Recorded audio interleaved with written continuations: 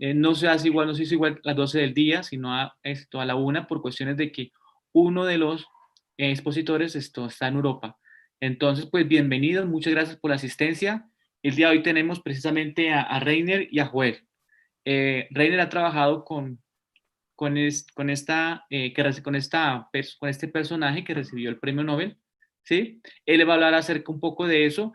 Igual Joel ha trabajado con él. Joel, pues adelante, tú lo presentas, es tu colega, adelante. Sí, hola, muy buenas tardes a todos. Muchas gracias por dejarnos estar hoy aquí. Bueno, Reiner es un experto en imagen de alta resolución angular en el infrarrojo cercano, en particular haciendo observaciones en el centro galáctico. Obtuvo su tesis doctoral en 2000, bueno, defendió su tesis doctoral en 2004. Como tutor tuvo a Reinhard Genzel del Instituto Max-Planck para Física Extraterrestre en Garching, en Múnich. De 2003 a 2007 fue postdoc de la Universidad de Colonia con Andrea Ghez, quien también trabaja en cosas relacionadas al centro galáctico. De 2008 a 2014 obtuvo una Ramón y Cajal, fue Ramón y Cajal Fellow en el IAA en Granada. De 2014 a 2019 obtuvo o fue el investigador principal de un European Research Grant, un Consolidator Grant, y a partir de 2017 es staff en el Instituto de Astrofísica Andalucía.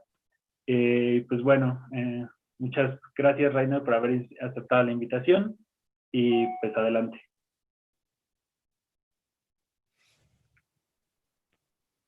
Creo que estás en mute. No se oye. Sí, yo creo que está mute. Sí, estás en mute. Espérate, si puedo acá. Ahí está. Ahí está. Perfecto, adelante. ¿Me escucháis? Sí. Vale. Pues muchísimas gracias por la invitación, estoy encantado y muchas gracias por la introducción, Joel.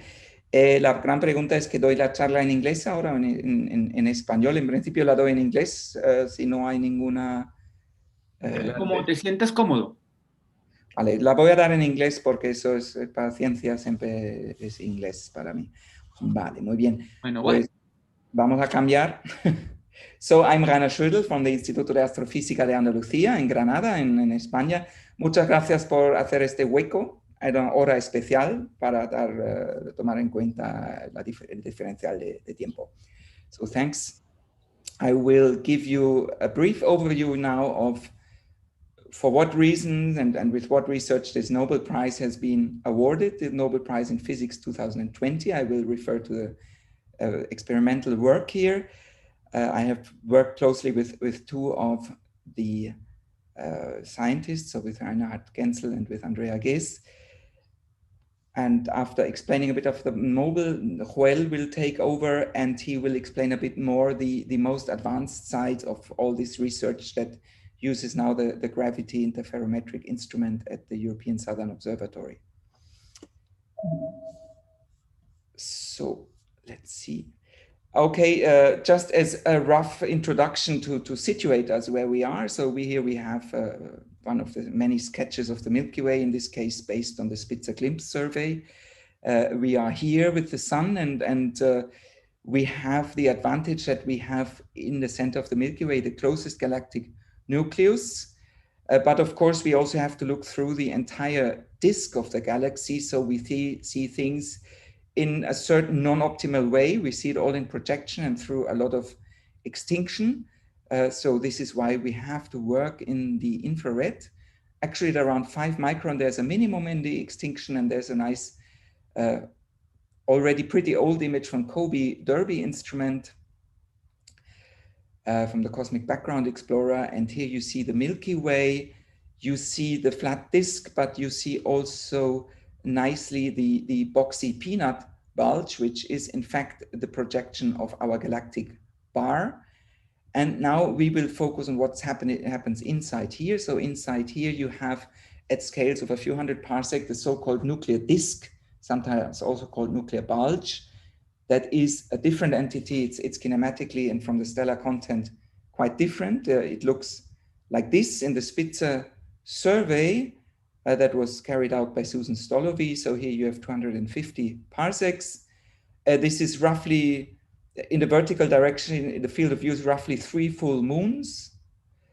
So 1.5 degrees. You see, this is a very active region. It's not like what was thought maybe 20 or 30 years ago, that the galactic centers are all passive bulges. No, a lot of things are going on here. There's lots of molecular gas. About 10% of the galaxy's molecular gas are inside here. We have infrared dark clouds. The red emission, that's the red light here, that's all polyaromatic hydrocarbons. We have active star-forming regions, Sagittarius B, Sagittarius C. We have a nuclear stellar cluster here, which is a feature of almost all galaxies, this nuclear star cluster. And now we look at this tiny dot here with, and the same scale, this is an angular scale now of roughly 14 arc seconds with peak 2 on the Hubble Space Telescope in the optical in the Andromeda galaxy. You see the nuclear star cluster, it's 45 parsec scale. If the same field of view, which is 11.65 arc seconds, if we look at the same field of view here in the infrared in the center of the Milky Way, then we have a completely different image. We see hundreds or even thousands of stars. So you see that we have really a unique laboratory here. We can really resolve what's happening at the center of the Milky Way. And this is why it's so important. There are a few problems though. I mentioned already, we can only observe in the infrared due to extinction. This is a plot from a paper by Tobias Fritz from 2011. And this is the extinction curve as a function of wavelength. So you hear the wavelength in micrometer here, the extinction in magnitudes. And in the red light, so at the edge of the visible spectrum, this is what we see. The cross is the center of the Milky Way. This is digitized sky survey 2. The red filter, and nothing that we see here is in the galactic center, nothing. It's all foreground, more than 30 magnitudes of extinction. Now, if you go to the J band to 1.3 microns, things are starting to become slightly transparent, but we still mostly see foreground. Only when we go to 1.7 microns, the H band, we really now see already a bright spot at the galactic center. We still have extremely strong extinction around. At 2 microns, this is where most of the stellar work in the galactic center is being done because it's still near infrared. You can do it well from the ground. You get high angular resolution. Here, the location of the nuclear star cluster is really clear. And now if you go now to the mid-infrared, here you have Spitze at 3.6 microns. Here you are in a kind of a minimum of the extinction. But the big disadvantage of this is that in the infrared, you have the extinction law and stellar colors are very much the same. It's all close to Rayleigh genes. So it's extremely hard to say what you're looking at in the infrared. Without spectroscopy, it's hard to know if something is a hot dwarf star or a giant, cool giant star. The other problem that we have at the galactic center is crowding, and this is one of the most massive problems. This is why most surveys fail in the galactic center. So even VVV has big problems, and this is why here with my group, I'm doing this galactic nucleus survey, which I will not mention further in my talk. Here you see a small cutout of the Hawkeye wide field infrared instrument in the H band. Very good seeing, maybe 0.5 arc seconds at the VLT.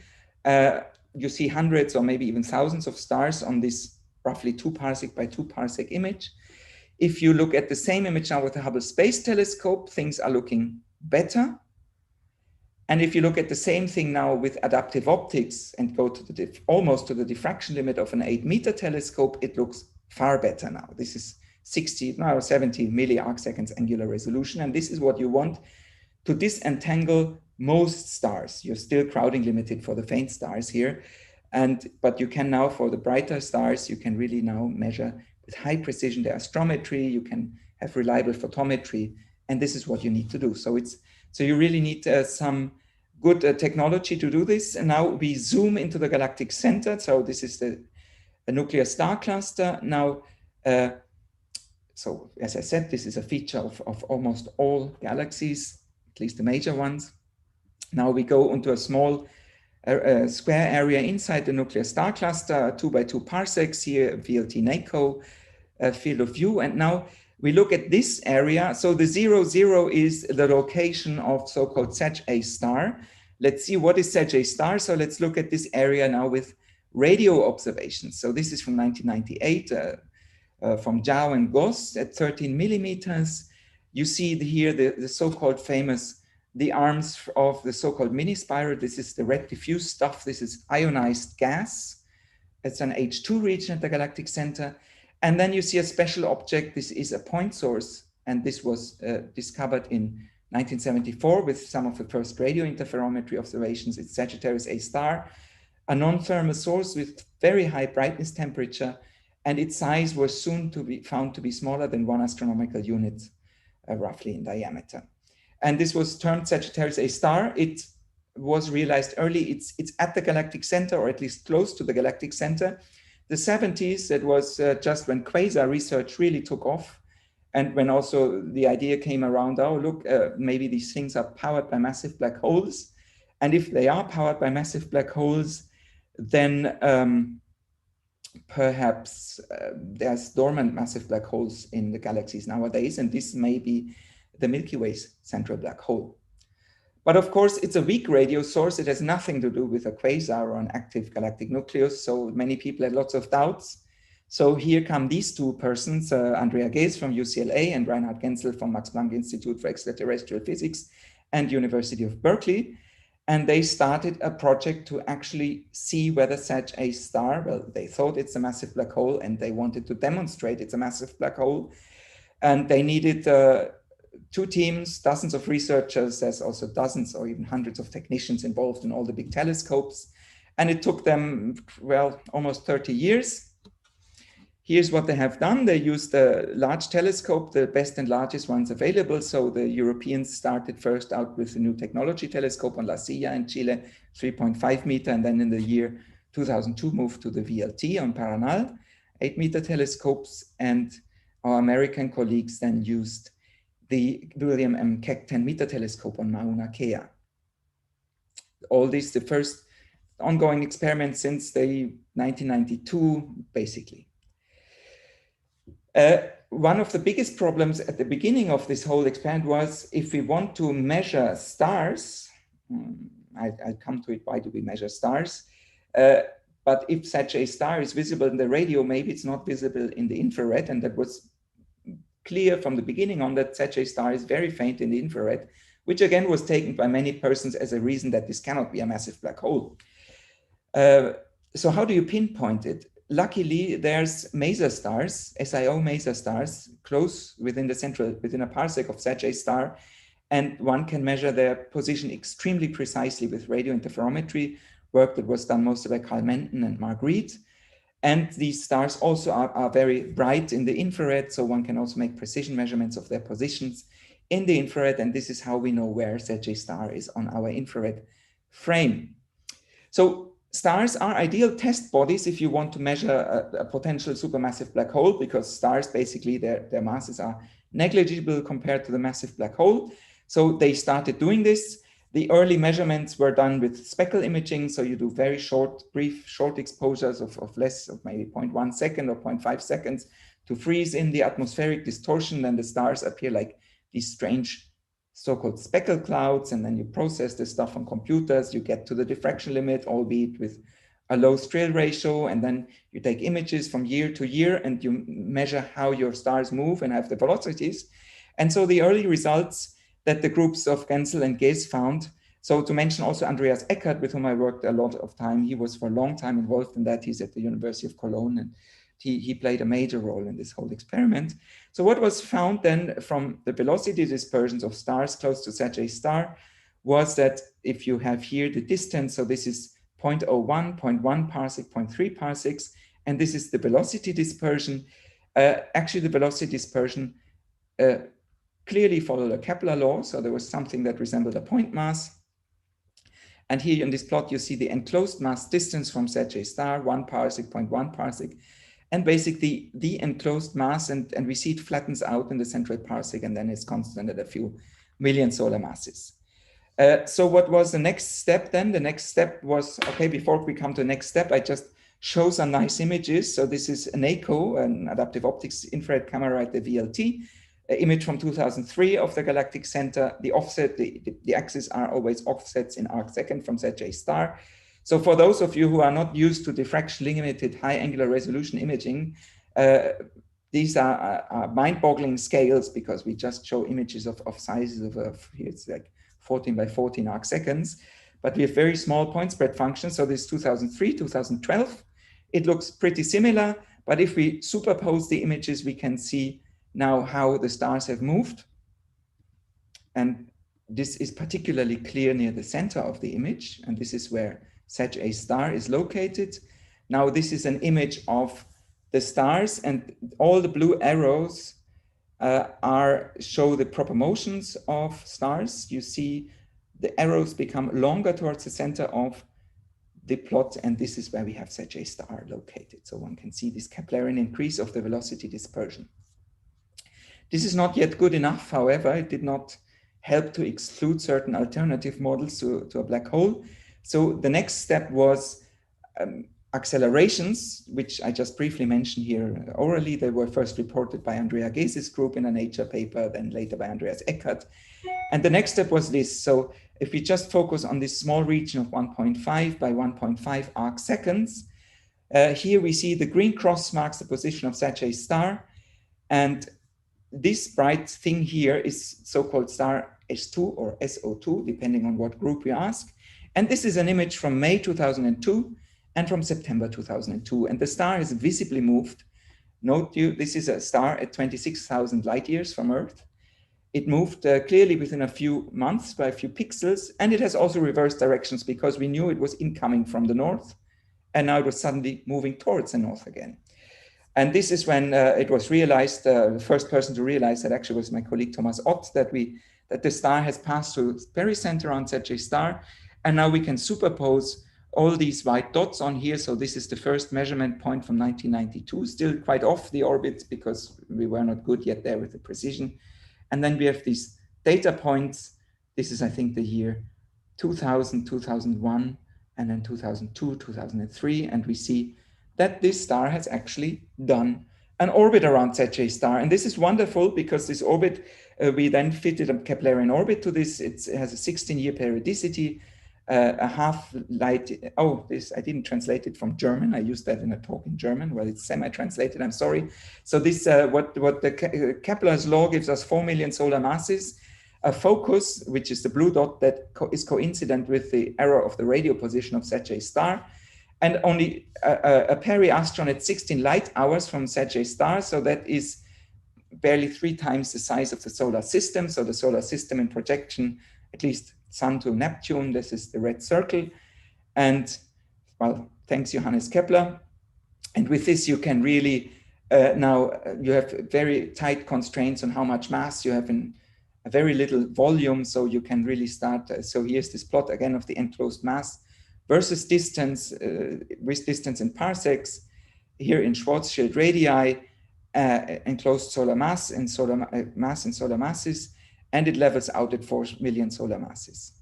So this is orbits from S stars, and this is the star S2 now, very small error margin. And now if you use this plot work from Mao's 1998, so this theoretician thought about massive or potential massive objects in other galaxies, and basically our measurements of the mass density. So here you have a logarithmic scale of the mass of the central object versus our best estimate of the mass density. Basically, that means over the volume over which we have measured that this mass must be enclosed. And then these lines here are the lifetimes of hypothetical dark clusters of objects like neutron stars, pebble stones, asteroids, whatever you want to throw in there. And of course, these dark clusters are limited either by collapse into a massive black hole or by evaporation. And you see that the galaxy was already 1998, a pretty good case with a lifetime of less than 10 to the 8 years. And now with this orbit, it moved up here, the mass density moved to 10 to the 17 solar masses per cubic, 10 to the 17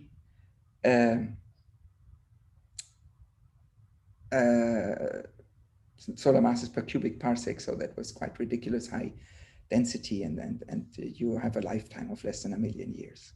So it was clear we were dealing with a massive black hole. Now this work has continued then, and both groups report now dozens of orbits. There are also actually do spectroscopic measurements of the line of sight velocity. And this is an excellent movie, actually based on real data that the group from Andrea Ghez has done based on real data. So you actually follow this SO2 star on its orbit around the black hole. And you see also the other stars moving by and zipping by. So this is really a great experiment that has been going on for decades. Now this star is really truly remarkable. There have been found stars with shorter orbital times now, around 10 years, not 16 years, but SO2 is still the best we have in terms of measurement precision. And so it's truly remarkable because it follows a geodesic with velocities that is unmatched by any other observable free-falling object in the universe. This is actually a 20 solar mass star. It passes at only 1,200 Schwarzschild radii at a velocity of 3% of the speed of light, with a period of about 16 years and a high eccentric orbit. And if you compare this with geosynchronous Earth satellites, Mercury's orbit or binary pulsars, you see that you're in a different regime here. So this is great to do tests of general relativity. And that was, of course, then the next step of the two groups. They knew in 16 years this star would come back. So in the year 2018, this was a foreseeable event. Then the measurement uncertainties kept reducing. There was, for a while, it was a problem is there was the hope that S2 would come back to periups when we can actually observe it, because we cannot observe the Galactic Center. The earliest time one can observe it in the year is April. So there were improved instruments, teams with better experiments, lots of simulation run, and then in 2018, S2 comes back. So it has done full circle. So this gray spot is 1992. Then we were up here again in the year 2005 and down here again in 2018. So they wanted to test GR. Again, if you plot the logarithm of the mass versus the log of the gravitational potential of different tests of the general relativity, here's terrestrial laboratories, here's the precession of Mercury, here is Shapiro delay, this is stuff in pulsars already, or deflection of light, this is Hals-Taylor pulsar, and here you are with this orbit of SO2. So it's really interesting to do this test. The predictions was that compared to a purely Keplerian approach, you would actually measure a radial velocity difference of 200 kilometers per second. Half of it is roughly a special relativistic effect because S2 moves so fast, and half of it, about 100 kilometers per second, is because Sagittarius A star is deep in the gravitational potential of the black hole. So this was done by the two groups. Here is the test from the gravity collaboration using new interferometric instruments. And this is the perfect fit of the orbit, of the astrometry, and here of the line of sight velocity, the speed in kilometers per second. This is actually now interferometric measurements, and they were able to see how the star was moving from one day to the next. This is an absolute amazing feat of high precision astrometry.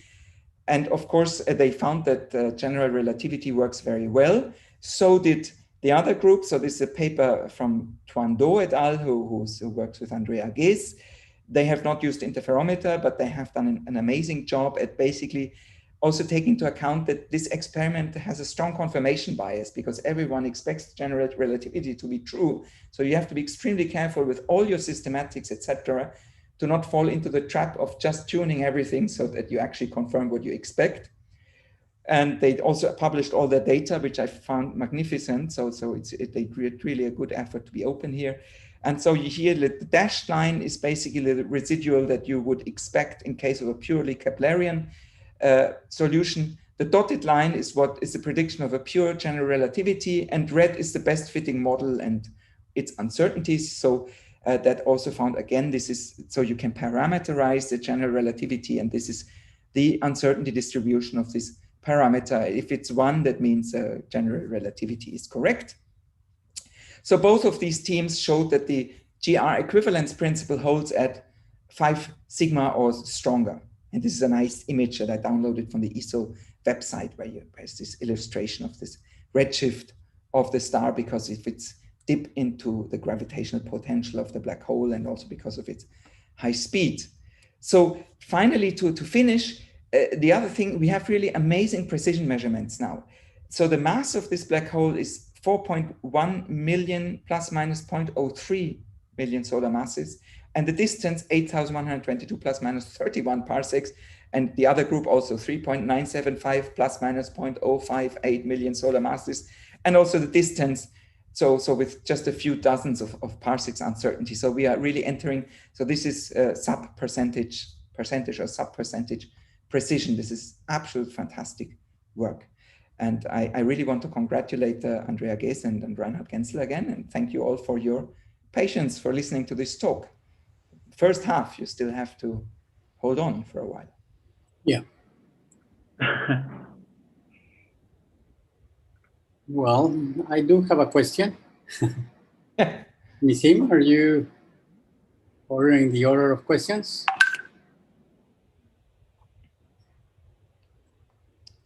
Well, wonderful talk. I really enjoy it. Very clear, very complete. I have maybe a very stupid question. I noticed that the black hole is a star. It looks off-center from the focus of the SgO2 star orbit. Is that an effect of the general relativity? Is it really off-center from the main axis? I wondered about the same thing. This is one of the most frequently asked observations. Ask this a lot. And I like this because it means you pay close attention. It's a pure projection effect. Take Kepler orbits, project them, and the focus is not necessarily at the center of the ellipse. So you have enough focus. I did that exercise mentally, and I didn't see how projection moves from the projected main axis. No, it's correct. It's really correct. This is just a pure Keplerian thing here. There's not general relativity, nothing. General relativity, if you want to measure it, that's still very close to measurement error if you just pure stuff, but it always is off. It's off center, the focus. It's off center. It happens in practically every binary, visual binary system. Thank you. So therefore, in your previous to last slide or two before, then is the deep projected orbit. Is that correct? Because it looks centered there.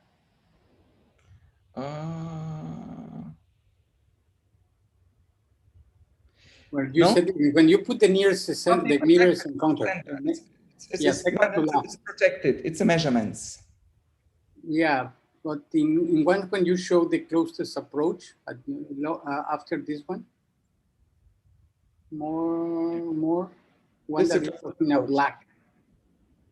And it was also the orbit, but it looked deep projected.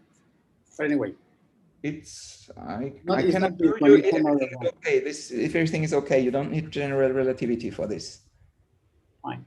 Mm-hmm. So here, this is the full projection, and this is the measurements at ultra high angular resolution. Right. Thank you.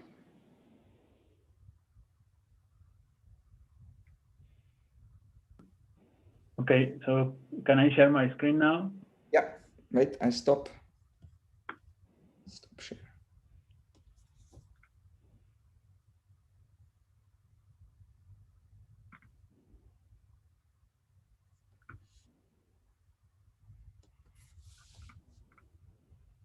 Okay, so you see only one slide, right? Mm-hmm. Yes. Okay, so I will start my part of the talk. So Reinhard has already talked about the early observations of the Galactic Center, the supermassive black hole and the orbits of the stars around it, particularly the S2 orbits.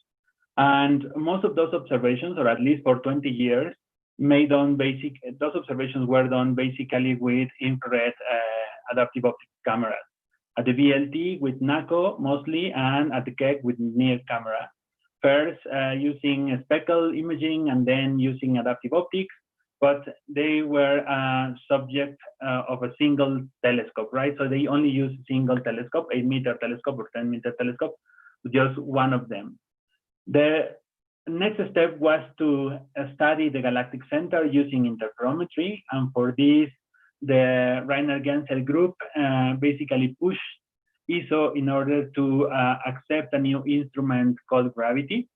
So gravity is an instrument designed mostly to study the Galactic Center, although it is also an instrument that can be used to do interferometric measurements for other astrophysical phenomena, like, for example, massive stars or AGNs, extrasolar planets, and so on. No? So you have here on the screen the VLTI. This is this complex of telescopes located in Chile. You have 4 8-meter telescopes, and then you have 4 1.8-meter telescopes that can be moved. And you can reach baselines up to 130 meters, more or less, which at wavelength of 2.2 microns, let's say K-band, where gravity works, you can reach a resolution of 2 milliarseconds. 2 milliarseconds in the near infrared using these telescopes. So this is gravity. Here I put some of the characteristics of the instrument. It basically works in the near infrared. And this is K-band. This is the resolution. It uses phase reference visibilities. What is extremely incredible from this instrument is that you can achieve a 10 microarsecond narrow angle astrometry. This is really amazing, but this is what you really need if you want to test the general relativity of the S2 around Sagittarius A star. You have also some spectral resolutions that you can use to resolve the spectra, not only have one measurement in your bandpass. And this is the limiting magnitude in K-band that you can achieve with the instrument. This is a picture of the instrument as it is located in the VLTI lab in Paranal. So it's basically this cryostat, this big cryostat. And then for the development of this instrument, it was quite important, or the technology was quite impressive, but I would like to highlight 3 particular important technological developments. The first one is a new infrared wavefront sensor called ChIAO. The second one is something called the star separator, and this is very important for the Galactic Center observations. I will explain it later. And the third one is the fact that what creates the superposition of the light, so basically the interference of the light, is nothing else but than an integrated circuit. So it is quite impressive. Gravity uses something called the Fringe Tracker, which basically allows us to stabilize the fringes, interferometric fringes, over several tenths of seconds. And this is also really, really necessary for the precision that you want to achieve at the GC.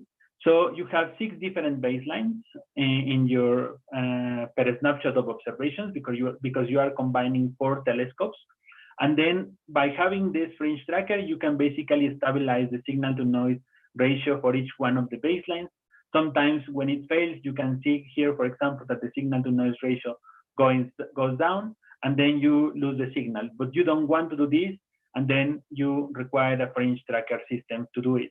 It's a very impressive system, which is basically moving the delay lines a little bit in order to keep the fringes locked in phase. So why do we use interferometry to observe the Galactic Center? Well, basically because we want to test some general relativistic effects. So for example, test on the equations of the motion around the supermassive black hole, basically the periastron passage of the S2 star, determine the space-time metric around the black hole, or detect the spin of the supermassive black hole and how this influences the stellar orbits around it. No, just to mention some ideas. So how does gravity work on the Galactic Center? Well, basically here you have again the 10 arseconds, the central arseconds in the GC. Here the position of the Galactic Center, Sagittarius A star, and then you have another 2 stars in the field that are important for the observations. First, you have this IRS-7 star, which is the brightest star in the field, which is basically used as AO wavefront reference. So you use this star to correct the anomalies in your wavefront introduced by the atmosphere. Then you have this other star here. So there is this red circle here, which is basically the field of view that you have with the VLTI. So 2 arseconds. And then within these 2 arseconds, you have the Galactic Center and this other star, IRS-16C, which is basically used as Fringe Tracker phase reference. So you log your fringes here in order to stabilize them and then be able to observe the Galactic Center over several tenths of seconds in order to achieve the signal to noise ratio necessary for the precision measurements that you want to record. So you need these three stars in order to do an observation on the GC. And then using gravity, for example, here you have a comparison between the precision that you can achieve by using NACO, which was this previous near infrared camera, the BLT, and then gravity here. So for the proper motions in this plot, over several years of observations and separation from Sagittarius A star, and then you have also the precision, so 1 sigma in milliarseconds per square year of the acceleration of the stars that you can measure with NACO, and then the ones that you can measure with gravity. So basically you can see that the precision achieved with gravity is less than 100 microarseconds, which is nothing. I mean, you will never achieve that precision with the previous infrared interferometric cameras. Sorry, infrared cameras, no, for both the proper motions of the star and the acceleration of the stars. So it's quite impressive.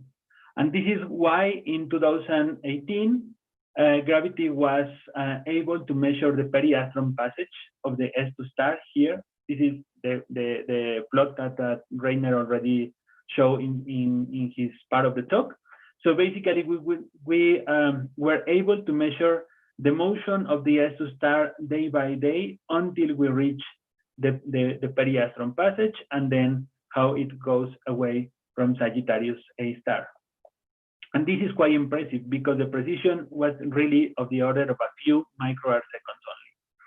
So, but we observed the Galactic Center not only using the interferometric observations, but also using another instruments like, for example, Symphony, which is an IFU at the BLT. And by doing that, we measure the radial velocity of the S2 star. So this is the radial velocity curve of the S2 star. And then we wanted to characterize by how much the orbital motion of the S2 deviates from the Kepler's second law, basically the Newton theory of gravity. So, and this is the radial velocity, the curve of the radial velocity. But since the star will be very close to a very intense gravitational potential created by the 4 million solar masses, 4 million solar mass of the supermassive black hole, we will measure this relativistic contribution to the line of sight velocity of the order of 200 kilometers per second. And this is what we wanted to measure. But the question here is why there is this excess of radial velocity? Well, this is coming of this is produced by two relativistic effects. The first of them is the relativistic transverse Doppler shift, and the second one is the gravitational redshift, basically. So I hate equations in the talks, but I think this is quite nice because it's basically like a textbook equation that we could actually test with a real laboratory like the Galactic Center. So we have here the redshift for the transverse Doppler effect, and then we measure the velocity, the maximum velocity of the star in the periastron passage, which was 7,650 kilometers per second. From here, we could calculate Z, and then by having Z here, we could basically obtain the Doppler velocity, which translates to 100 kilometers per second, okay? And then we also have the gravitational redshift that we could measure because we know the separation, quite precisely the separation of the S2 star compared to the position of the Sagittarius A star, which was 120 AUs. And if we put that in this formula here, also provide us a set of this value, and then we have another 100 kilometers per second. And then we went to the Symphony measurement, and we basically observed that at the time of the S2 star pass through to the closest approach to the Sagittarius A star, then we basically observed this excess in the line of sight velocity of 200 kilometers per second, as it was predicted by the general relativity. So this was the first time that the observations were in a full agreement with the relativistic predictions, and they confirmed the validity of the theory of relativity at 120 AU's distance from a black hole with 4 million solar masses. This was the first big achievement made by gravity on the periastron passage of the S2 star. And here is a movie that I like a lot because you have several orbits of the different stars orbiting Sagittarius A star, and then you basically have this simulation of the path of the S2 star and how it accelerates up to more or less 0.3% of the speed of light. Sorry, 3% of the speed of light. Not correct. So another thing that we wanted to measure with gravity was are the flares from the GC. So the flares originate in what we think is a disk of plasma orbiting the black hole in some of the innermost stable orbits. But this is just an artistic impression of what we suspect it is. Probably is quite similar to what we observe with the Event Horizon Telescope. No, this donut image of the M87 galaxy. So gravity was able also to measure the position of these flares. 3 flares were observed between May and July in 2018. The strongest one was measured on July 22, which was basically as bright as the star. And by having the precision in microarseconds, so this is the astrometric precision of gravity on microarseconds, we were able to determine the position of the flares, which basically follows more or less this circular path around the position of the black hole. So just for just to give you an idea, the size of the circle that we can fit to this data accounts more or less to 7 Schwarzes radii. So it is really the material moving around the black hole at the innermost stable orbits, or probably even falling already to the black hole. And more recently, so this result was published also in 2018. And then more recently, the precession of the S2 orbit was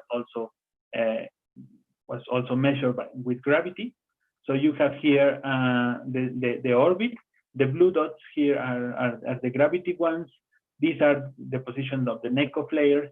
And then you have some other dots obtained with previous instruments like NACO and SHARP. And then you have here the deviation. So the red line is basically the deviation of the orbit of the S2 orbit in right ascension in milliarseconds. So we were basically to see already that the orbit is moving, right? So it's precessing, although we still don't have a complete orbit, but still we have enough measurements to see that the orbit is already precessing as general relativity predicts. And this is a movie of the S2 star. So basically creating this kind of rosette flower or flower around the supermassive black hole here. And this was the last achievement obtained with gravity of GC observations. What is next? Well, the idea is to test more on the astrophysics of the flares in the Galactic Center. Probably measure the spin of the black hole that may allow us to test another effects like the Kerr metric or this is frame dragging effect. The idea is also to increase the sensitivity of the instrument in order to detect lower mass stars in closer orbits around the GC, perhaps in 1 year orbit or 2 years orbit, which may allow us to test higher order relativistic effects. And I think that's all from my side.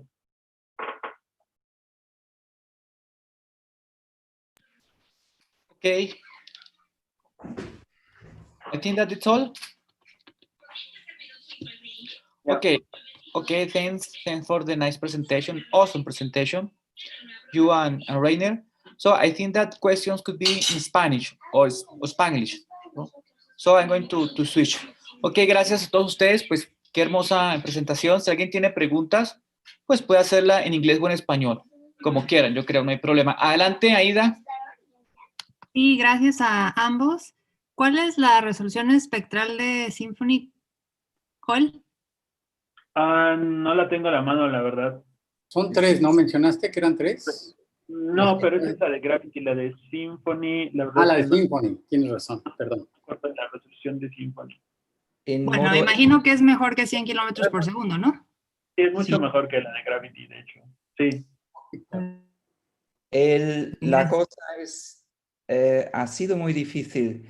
Symphony puede ir fácilmente a unos kilómetros por segundo, creo que puede ir hasta 4000. El problema es que esta estrella no tiene líneas, es una estrella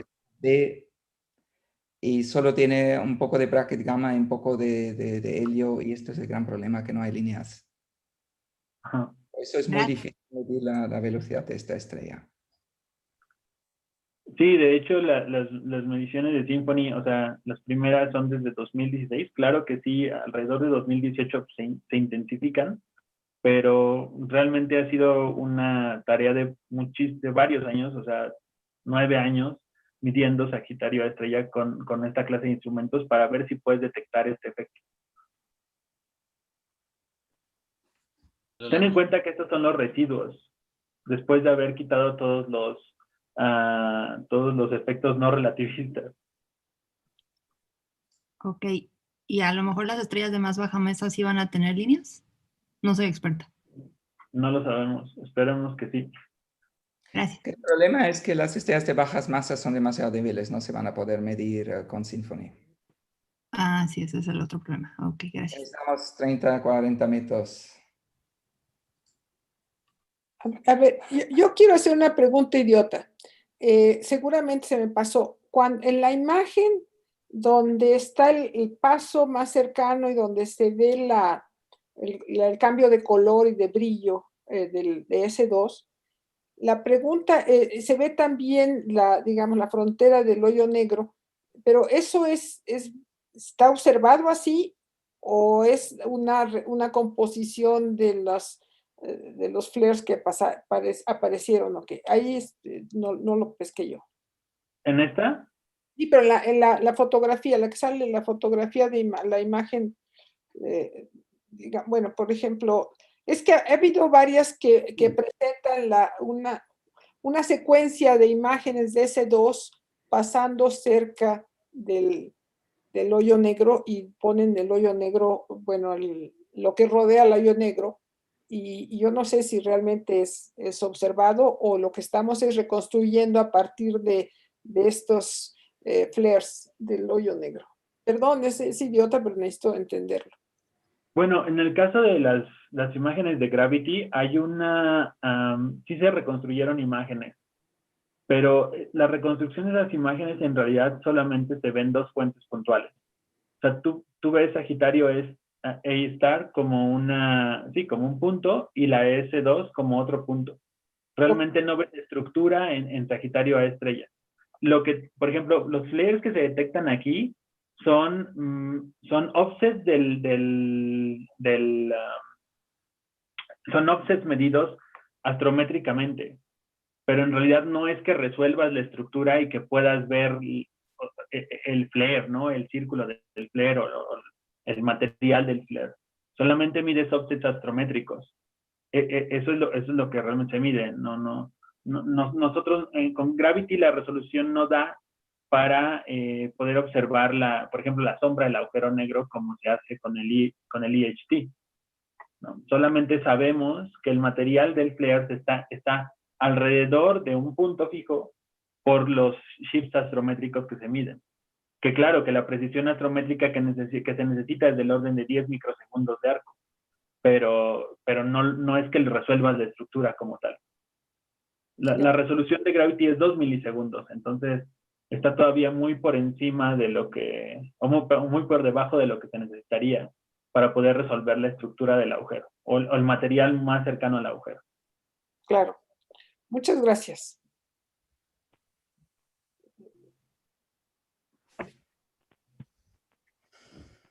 No sé, creo que hay otra mano levantada. Rafa Costero. Yo tengo la manopla levantada, pero no me pelas, pinche. Ya te pelamos. Mi pregunta es respecto a la masa de S2. Dijeron que tenía como 20 masas solares, si bien recuerdo. ¿Cómo diablos miden la masa de S2? Y 20. ¿Pregunta a quién? ¿A Joel o a mí? No René, entonces tal vez sea René. René, sí. Yo. Yo creo Es que espectroscópicamente. Es simplemente identificándolo con los mejores datos espectroscópicos que hay y estimando su tipo espectral. o sea, es una estrella, qué sé yo, B0. Sí. Wow. Sí. La mayoría de las estrellas en el 0.1 arseconds, más o menos, Reinhard, son estrellas tipo B, ¿no? El S-cluster, el 60% de las estrellas son tipo B. No sé si la mayoría, pero hay muchas. Hay como una docena de estrellas B alrededor de Sagittarius A. Yo creo que es una buena pregunta a resolver, que no creo que ustedes me puedan responder. ¿Cómo diablos se forman estrellas tan masivas? Pues que supuestamente deben vivir poco tiempo quiero decir, un milloncito de años o un par de milloncitos de años. ¿Cómo le hacen para estar creándose esas estrellas constantemente? Me parece interesante, ¿no? No constantemente, pero había hace unos millones de años un evento de formación estelar, posiblemente en un disco de acreción. Y estas estrellas, sí hay varias teorías cómo han llegado ahí, o depositado por binarias, acompañado por el, ¿cómo se dice? Ejection de hypervelocity stars, o también por efectos dinámicos en el disco mismo. Hay varias teorías. No, me cuesta mucho trabajo. Yo cuando dije que creación de estrellas más o menos constantemente, creo que no, porque en 2 millones de años es muy poquitos años comparada con la edad del hoyo negro, con supermasivo, supuestamente, ¿no? Sí, Bueno, pero a ese problema se le conoce como la paradoja de la juventud. Y básicamente es cómo explicas la existencia de estrellas masivas tan cercanas al agujero negro, ¿no? Porque la cola de marea del agujero negro, pues básicamente rompería la estrella antes de que se formara una estrella tan gorda. Entonces hay varias teorías, como dice Reiner, ¿no? Una de ellas es, por ejemplo, la formación, bueno, que se formaron en una parte externa y después cayeron hacia el agujero negro y se quedaron orbitando ahí. El problema aquí es que el tiempo de caída, pues es más o menos el tiempo de vida de la estrella, entonces como que no cuadra del todo bien.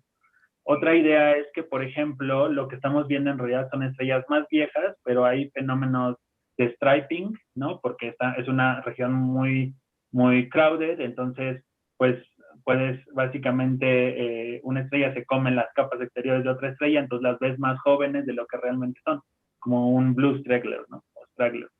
Pero esto solo funcionaría con las más cercanas al agujero, no con las que están en las regiones más hacia afuera, ¿no? Y otra forma sería la formación in situ, pero la formación in situ requeriría de la existencia de un disco muy masivo en el pasado del cual se hayan formado la mayoría de estas estrellas.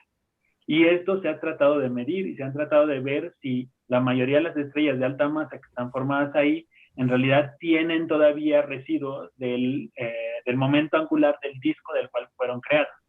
La conclusión es que hay 50% de esas estrellas que sí parecen moverse más o menos en un disco proyectado que va siguiendo las manecillas del reloj, y otro 50% de las estrellas tienen movimientos más aleatorios. Entonces, una idea es que el disco se disolvió muy rápido o que estaba como torcido, no era un disco así como bien definido.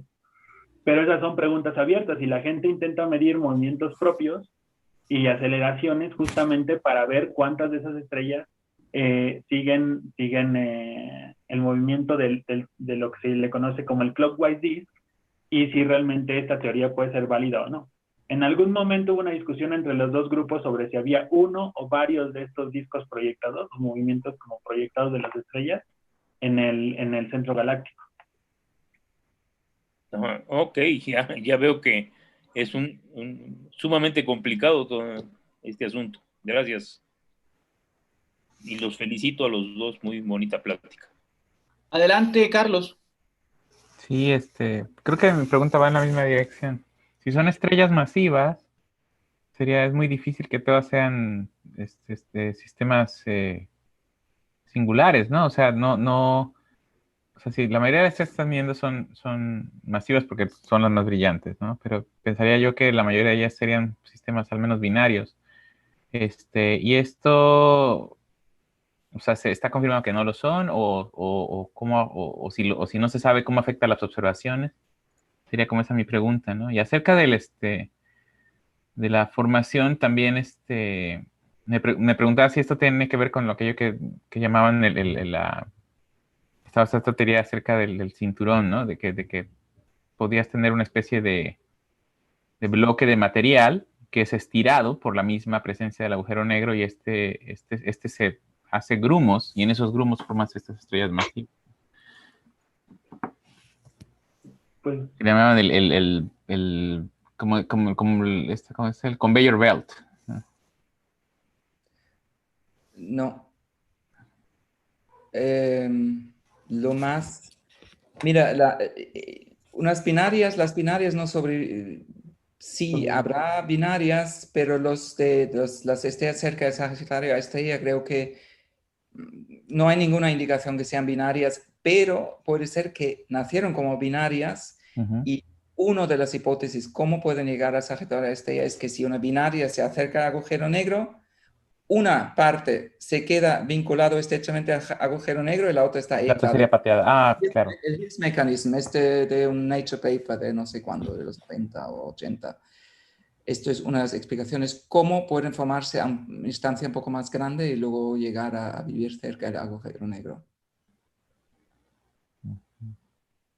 Pero entonces, por ejemplo, encontrar la binaria que escapa, el runaway, sería una manera de comprobar que son estrellas que fueron acretadas, formadas por Hay muchas afuera. tipo B que se están escapando a alta velocidad de la galaxia y que las puedes Sí. retrasar al centro galáctico. Hay candidatos, efectivamente hay candidatos de runaways que partieron del hoyo negro, sí. Okay. Existen. Interesante. No muchas, pero existen. A ver, yo tengo la mano alzada y tengo una pregunta más. En alguna de las gráficas que presentaron, creo que Joel, ya no sé quién de los dos, presentaron los tiempos de los hoyos negros. Y daba la impresión de que el hoyo negro entonces resultaba muy joven, ¿o qué? ¿Cuál era esa gráfica? Era una gráfica del año, de un paper de 98, simplemente intentando ver qué evidencia hay que los objetos masivos que se observan en los centros de las galaxias son agujeros negros. Ya voy a terminar. Ahorita te voy a ayudar. Una alternativa es que son cúmulos de objetos oscuros. Y simplemente este paper estaba estudiando la máxima vida de un cúmulo oscuro a la observada masa y densidad. Ok, no era la edad del agujero negro entonces. No. Es que ahí me perdí, es lo que yo quería saber. Muchas gracias. Ya. Pues agradezco, está fantástica su presentación. Bueno, el tema y la presentación y todo está fantástico. Gracias, muchas gracias. Pues yo no veo más manos levantadas. Yo creo que terminamos el coloquio. Si alguien quiere, pues hacerle preguntas, un aplauso, sí, cualquier